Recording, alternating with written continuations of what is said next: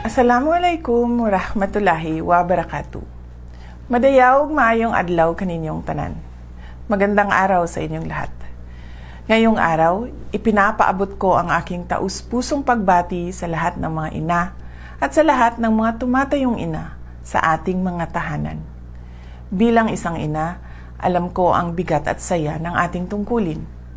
The silent prayers we offer for our children, the long hours we spend ensuring they are safe, and the constant effort it takes to balance work and family.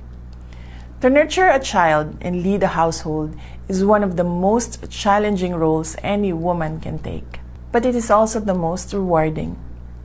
Tayo ang unang guro ng ating mga anak, ang takbuhan sa oras ng pangangailangan, at ang matibay na pundasyon ng bawat pamilyang Pilipino.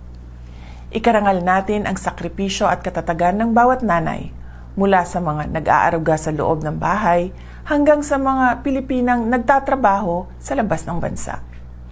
To our OFW mothers, we know that sacrifice is not always about physical presence. Sometimes, the greatest sacrifice is the distance you endure to provide for your family.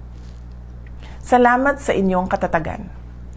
Sa lahat ng mga nanay, nagmamahal at nag-aaruga sa amin, maraming salamat sa inyo.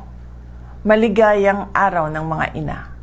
Mahalin natin ang Pilipinas para sa Diyos sa bayan at sa bawat pamilyang Pilipino. Syukran.